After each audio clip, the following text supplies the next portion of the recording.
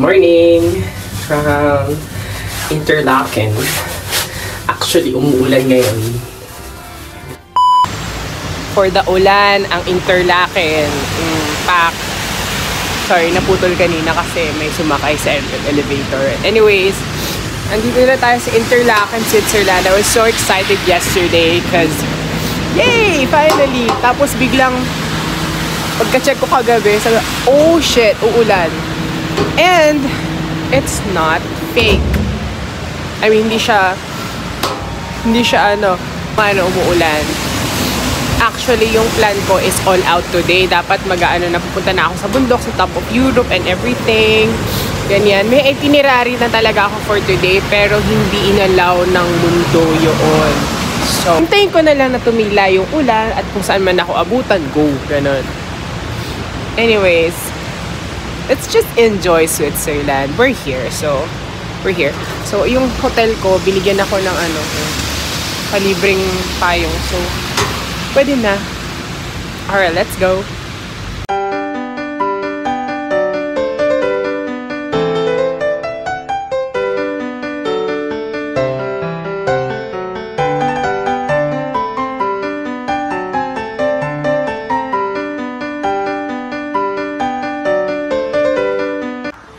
Okay, so nawala tayo. Alam mo, kaninang the best sinerch ko kung ano yung mga times. Every hour lang siya. Every hour lang yung bus to Iseltwald. Tapos, sabi ko, kailangan ko gumising ng maaga para mawakay yung bus for 7:55. Di, nagmadali ako kanina, diba? Kasi nga, bumalik ako. Tapos, nag-number 2 pa ako. Tapos, may bus na nandun. 1:05 pa nakalagay doon. 1:03 pala yung bus to. Ba't kasi nakapark doon? 7:55 yung Nakakainis talaga. So, yun. Nagkamali ako. Yung bus. I have to wait another. Para lang babalik ulit ako doon at parang kunin ko ulit yung bus. 8:55 lang yun. Pero okay lang naman kasi hindi ako masyado nagmamadali kasi umuulan ngayon. Wala masyadong magpuntahan. So, mag-chill lang ako. Though, gumising kasi ako ng maaga. Sure ka?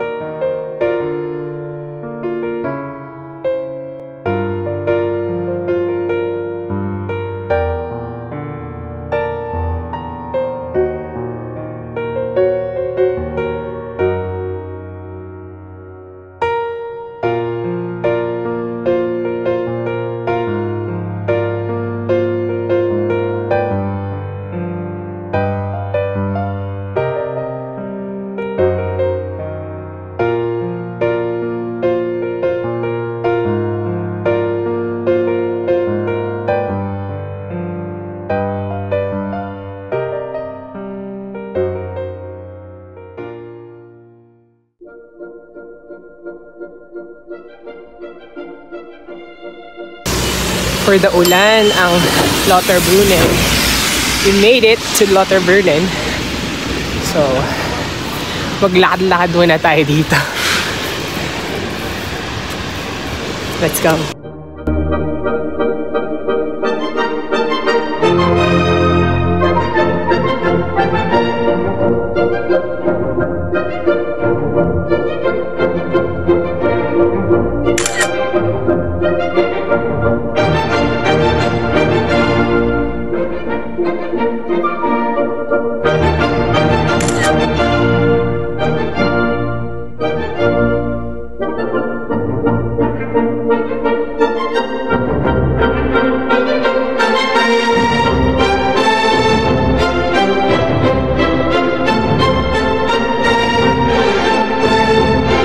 Okay, hindi na umuulan, umaraw na, pero nakaganto pa rin ako. Wala lang, gusto lang. Okay.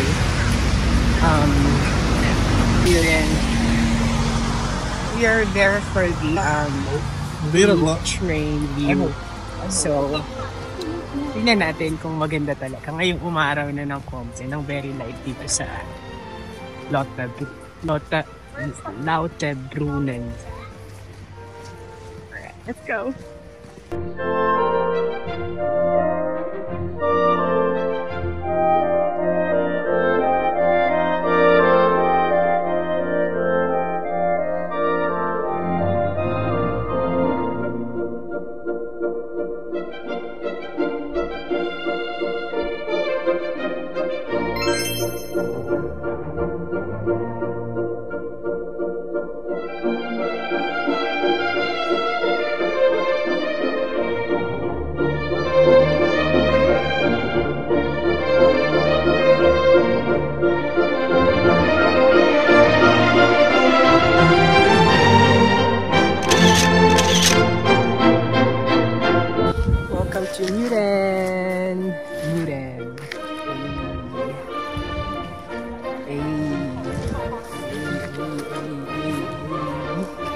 Ang ganda dito. Wala lang. Umakyat na ako dito, tapos bababa na rin ako sa Lauterbrunnen. Kasi ang habol ko dito, yung train. Yung gusto ko. Tignan natin kung makakakuha tayo ng magandang seat sa train. Wow, ang ganda oh. Look. Look. Ang ganda.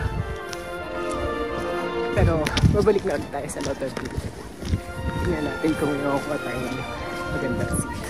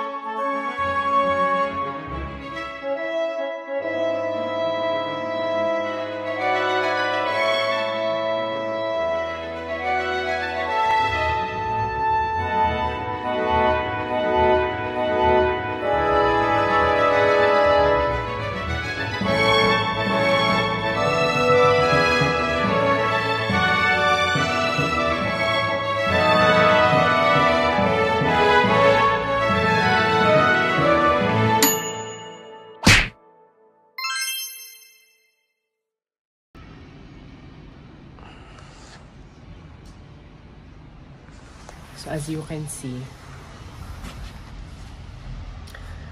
bundok yan eh. No? Paano kaya natin punta pa naman tayo sa top of Europe. Paano yun? Lord, bakit ganun? Dapat ba ginora ko nakahapon? Ko alam kung lalabas na ba ako or hindi. Kasi ano oras na rin eh. I need to catch a train later. Ay, wala na. Let's go.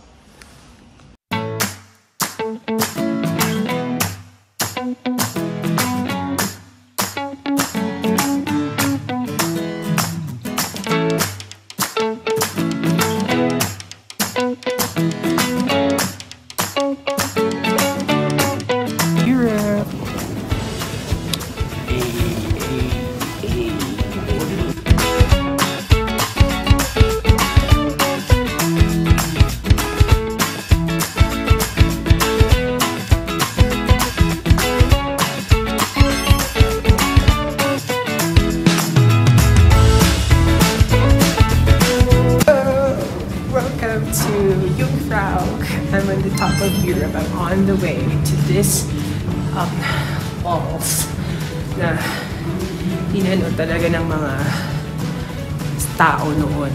Talagang kinayod talaga nila yung bundok. Kung makikita niyo yung bundok, wala naman siyang daan. Pero sinayod talaga nila to. Okay, may patur. Nakakapagod. Kulang sa oxygen dito. Nasa taas na tayo. We're 3,195 above the sea level. Let's go. Honey, I told you once. Baby, I told you twice. Don't come around here. Don't come around here no more.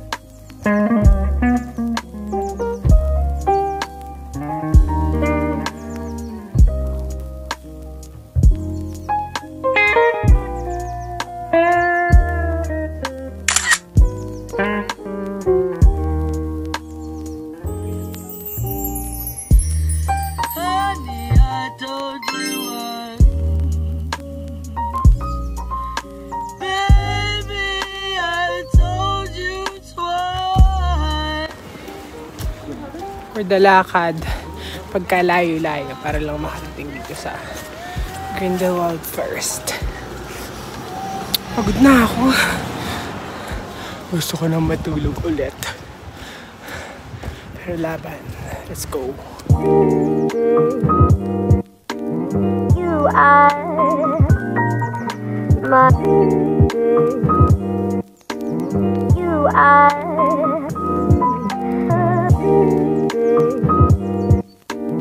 You are my... You are...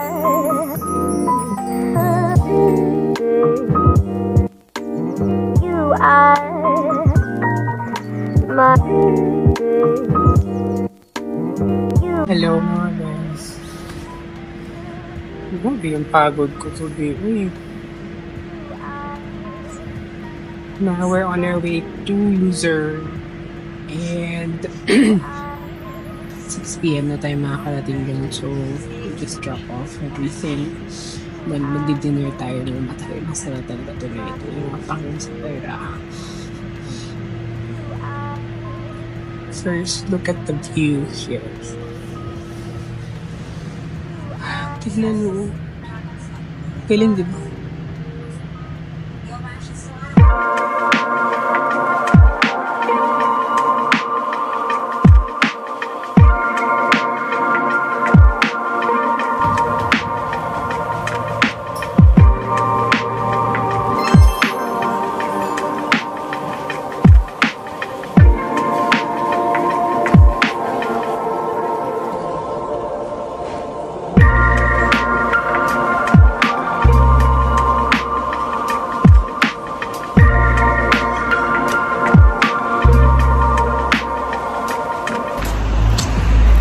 morning from Luzerne. And naghanap tayo ng lighting.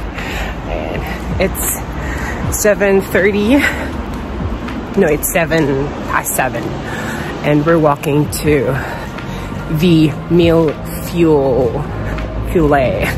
I don't know kung paano siya basahin, pero French ata eh. Nakasan eyeglass tayo today kasi sumakit yung mata ko kahapon. Parang hindi talaga ako sanay mag-contacts eh. Sana naman may pa-sponsor dyan ng ng LASIK. Anyways, mag-breakfast ako dun sa Meal Fulet.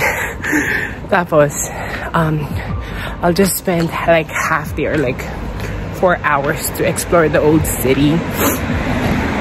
Sana hindi ako magtagal sa breakfast. And then, after that, mag-hop na tayo ng train to Zurich. And it's still nighttime here, apparently. Alright, let's go.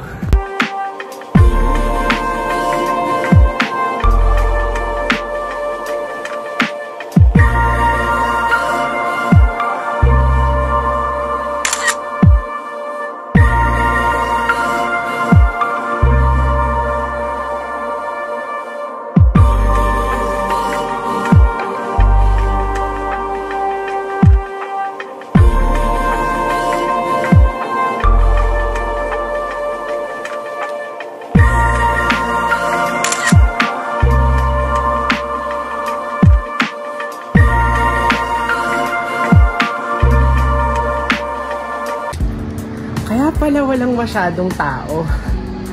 Dahil, nagtataka na ako kanina pa kasi alas 10:30 na. Tapos nandito ako kahapon ng 12 and it's really busy on that hour. Pero 10:30 na, mag-aalas 12 na rin. I mean, malapit na. But anyways, it should have been a little busy. Pero, apparently, nag-google ko siya. Kay Maring Google. Sunday is totally rest day for Swiss. So, basically, sarado lahat. So, it's a very traditional Christian thing. In the Philippines, we also rest on Sundays. It's a Sabbath day.